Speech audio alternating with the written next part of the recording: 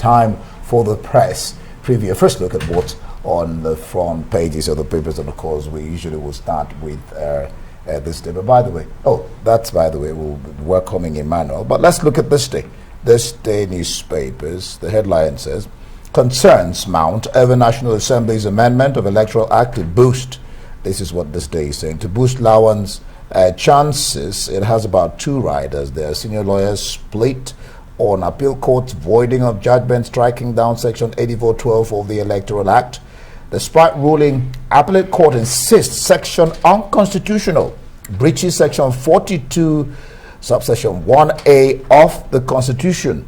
That's another matter altogether that has to be looked at. 2023, Wajuba Ono Akpabio resigned following Buhari's directive. The reign of resignation is falling.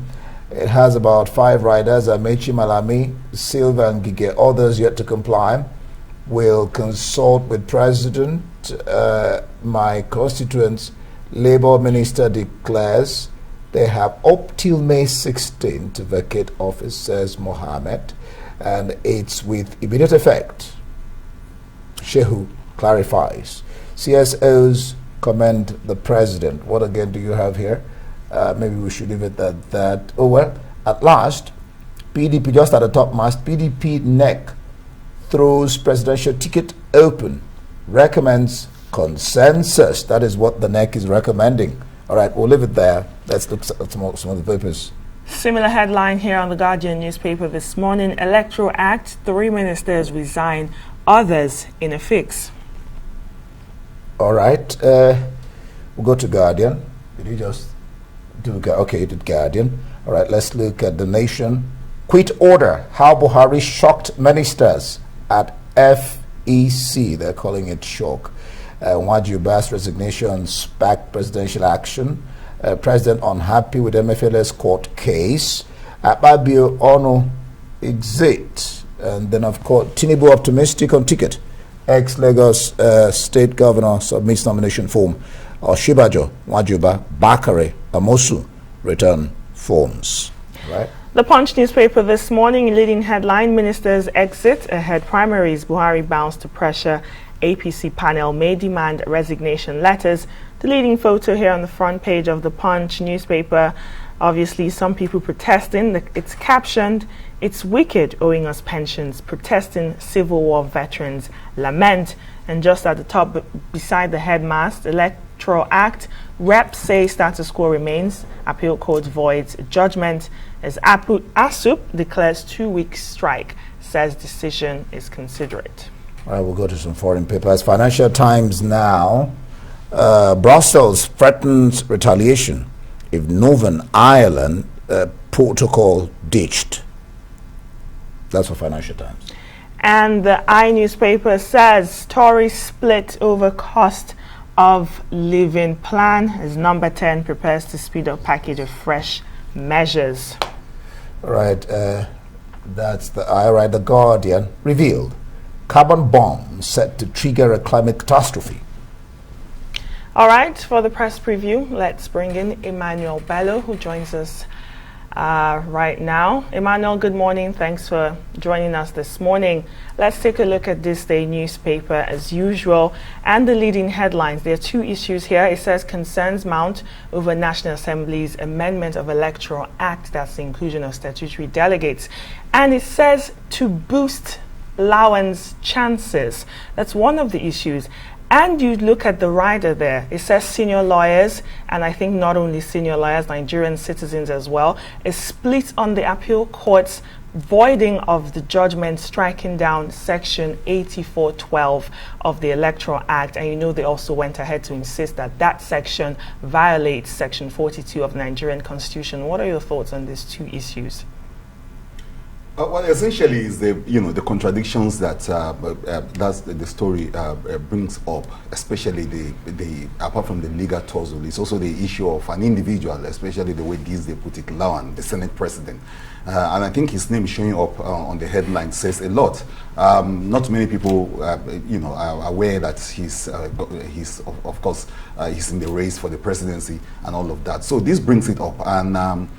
this gives him undue advantage. If you read that story very well, he gets a lot of advantage from that, because now he's going to have statutory delegates who are going to. So if they should go for when they go for the convention down the line, he is going to be one of the major beneficiaries of the new changes that are about to happen. But will the president even assent to this is the issue. Is another issue that is dug in this particular situation. Remember that this same situation has occurred in the past between the National Assembly and the presidency, where he gave some form of there was some form of gentleman arrangement or understanding between the president and the National Assembly, and they defaulted.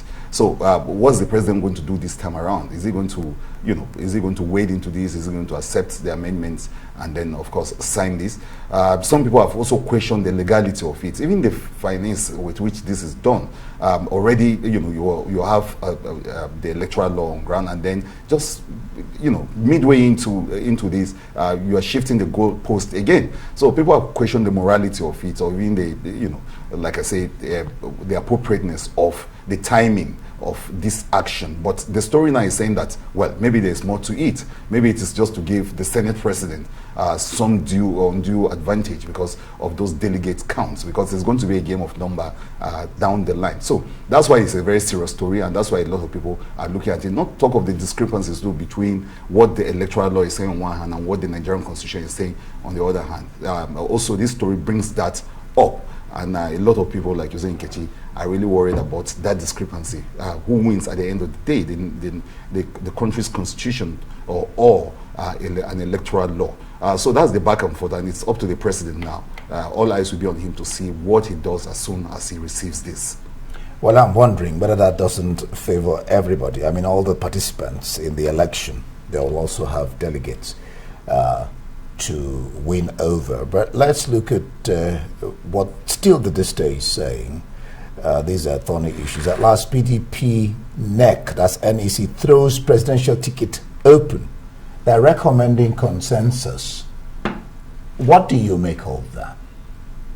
No, and it's a good thing we're saying finally, because there's been this back and forth between the PDP and the rest of us. So what are they going to do? You remember the denial by Governor Otom when he said, look, it was reported way back that, look, this the PDP is probably going to not zone, it's going to throw this open.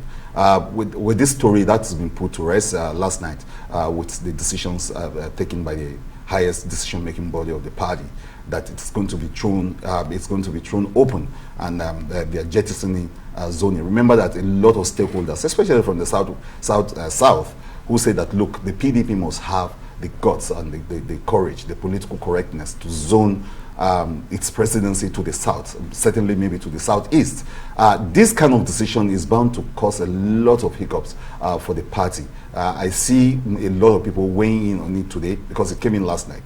So a lot of conversations are going to be around this, that the PDP did not find. In fact, some people saying that maybe this is PDP falling into the trap that the APC set for. Remember that the APC is closely watching to see how the PDP zones. And a lot of people say that that's the kind of cat and mouse game, playing out between the APC and the PDP. Now that the PDP has said, look, we're not zoning, we don't believe in zoning, we're not going to do zoning, the APC might take it from there to say, okay, look, probably let's think of zoning, or they might actually do what the PDP too is doing. But I can assure you that this is going to cause a lot of agitation, especially for those who thought PDP should have the courage to zone that. I remember Governor Wike saying that, look, it doesn't matter even where you zone these two, but have the courage at all to do some form of zoning, because that's the principle of the party. Don't forget that the party, the PDP, has it in their constitution that zoning is sacrosanct. Zoning is something they need to do. So throwing this open is good news for some,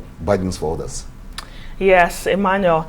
Let's look at another issue. Like Indy said earlier, it's raining resignations. This day says Wajuba Onu Akpabio resigned following Buhari's directive. Well, Wajuba resigned before that directive. I like what The Guardian is saying. It says 3 ministers resign, others in a fix. So I'm guessing those others are weighing their options. Should I keep my portfolio, or should I leave it and go? What if I don't win? And some people are saying that's a good a welcome development from the president there, because it gives them a level playing field for everyone who has a political ambition. Yes, the president is getting some praise from this, and people say that that's the president. In one of the papers reporting that the president took his minister unawares, and it's vintage Buhari to do things when you think he was not going to do them at all, and that the mood yesterday at the fake meeting was that of shock, and it was a somber mood. A lot of people not knowing that the president was going to say this, and it's shocking. So it took them unawares from nowhere. They didn't see this coming. So people think that was a deft move by the president, and that they didn't even imagine he would do that. Remember that Buhari is not known for swift action. He's slow. It doesn't. His ministers stay on forever. But yesterday asking them to actually bite the bullet and take those decisions. Now some of them weighing it, and yesterday Nigerians had a good laugh with some of them not too sure what to do. So yes, the paper saying they're in a fix. I think that's the Guardian saying that some ministers are in a fix. Some of them are really actually in a fix. Do I keep my job in Kechi, like you say? Do I keep this job and have or go into something that is totally uncertain? Because when you look at the race itself, the presidential race, you can't be too sure that given the consensus options that many of the parties are trying to open up, you don't think that some of these ministers actually even stand any good chance. The other bit is that whether it is going to be immediate or they have up to the 16th of May to resign. I think there's also a little bit of it's not too clear what that is. But this is a period for personal decision for many of them to decide whether it's worth it, and then to forfeit 100 million, and then